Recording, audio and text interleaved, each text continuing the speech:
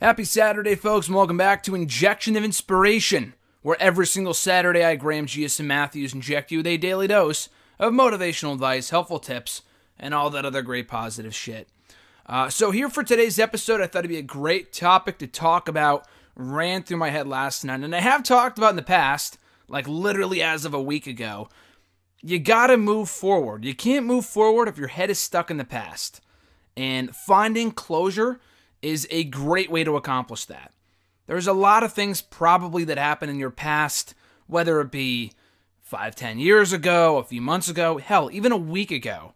You have to find closure with everything. And some things you might not be able to find closure with. Some things you might be seeking closure with for months and months and years. And it might never happen.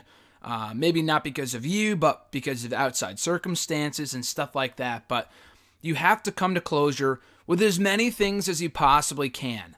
Having things hang over your head, constantly thinking about them, regrets. I know, I'm not sure if I've talked about that as a topic here for the show before, but I know I've mentioned it in the past multiple times. You can't live with any regrets, because if you do, that's the only thing that's going to be hanging over your head as you move forward into the future. You can't fully move forward if you still have things hanging over your head from the past. You gotta find closure with certain things. And as I've said a million times over, and I'll say it a million times again, everything in the past has already happened. Everything, in my opinion, as I've said again multiple times, everything happens for a reason. You might not believe that, but one thing we can agree on is that you can't change the past. It's the past for a reason.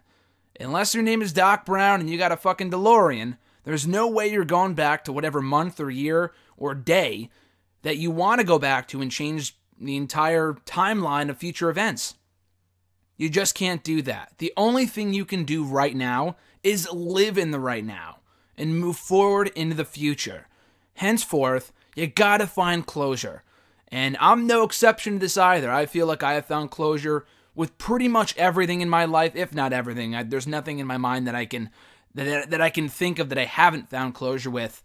A pivotal time for that to me, and actually it extended a bit longer than that, and I'll tell you why in a quick second. But there's obviously a longer story, which I know I've alluded to before here in the past here in the show.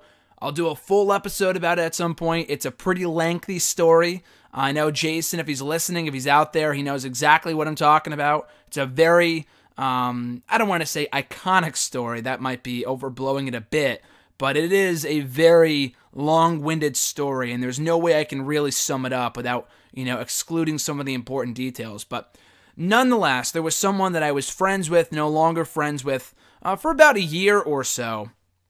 Something that I was not all too proud of that I did, that kind of made me feel guilty about my actions for quite some time. In the immediate aftermath of the events, I tried to fix up as much as I possibly could without interacting with the person, because I couldn't. As much as I wanted to, I couldn't. It was for the better that I didn't, considering that if I did, history would have repeated itself. I very much believe that history would have repeated itself, and it would have gone down an even worse road had I interacted with that person again. I think it was for the better that we were kept separated, and I didn't interact with that person again. So anyway, I tried to fix up as much as I possibly could in the immediate aftermath of the event, but it still bothered me that I couldn't apologize to that person outright. And I didn't feel like I could for a while. I was blocked for a while. That seemingly ended at some point late, and we're going back to like 2011. At this point, it's crazy for me to hear me say this, that it's been 7 years since it happened. But yeah, this all happened in 2011, a very well-documented roller coaster of a year in my life, as I've talked about, again, many, many times here in the past on the show and in other outlets. But anyway, so it really bothered me for a long time that I couldn't apologize to the person. And not that I thought about it every single day, but it did bother me for a very long time. For many, many months, well over a year, close to 2 years actually, just about 2 years had passed since everything had happened. I had just graduated high school, I was on my way to college, and I made a pact to myself that summer that I was going to find closure with everything that had been bothering me for the last number of months, years, whatever.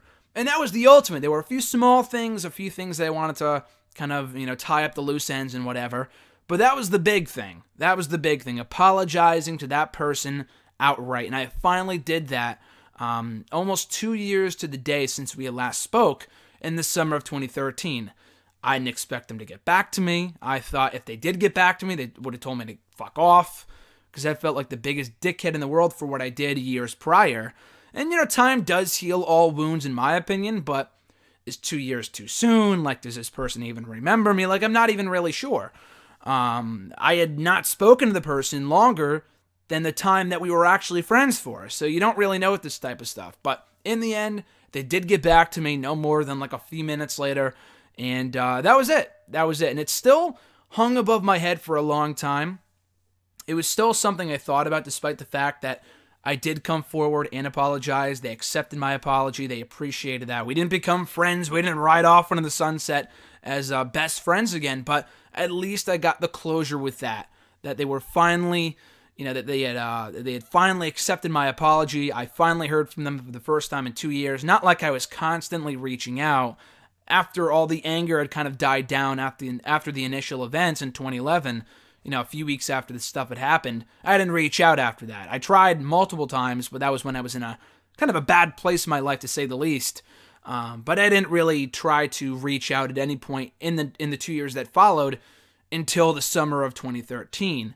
They responded, accepted the apology, and I thought I finally had found closure with about 90% of it, because it was still something that I tried to relive. Like, you can't relive your glory days. Not to say that was the glory days of not the bad stuff, but the good stuff, the good times I spent with that person.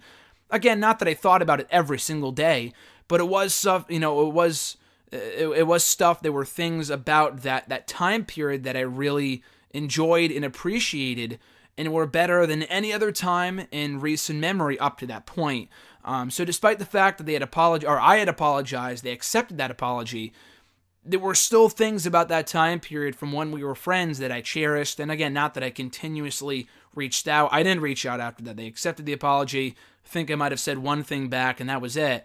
But beyond that, there were still things about that time period that I had missed, that I wished had been brought back, that I could experience again, stuff like that I would relive, like on the anniversary of when the events happened every single year, from 2013 to 2014, even 2015. And then finally, it's a weird 5-year window, and it's never happened with pretty much anything else that I've experienced except for that one event, which was pretty huge around that period in time up to that point in my life, that I felt like I had to relive it. It was going on in my head every single time when that day would come. Every year, every day, every year when that day would arrive. Excuse me, I'm kind of getting mixed up here. I would relive those events over and over and over, and maybe kind of feel a sense of guilt until that 5-year window had passed. Once 5 years were up, I pretty much not forgot all about it, but I stopped reliving those events, the good, the bad, and the ugly. They were officially in the past. And ironically enough, it was around that time that I met my current girlfriend, who I've been with ever since for the last year and a half.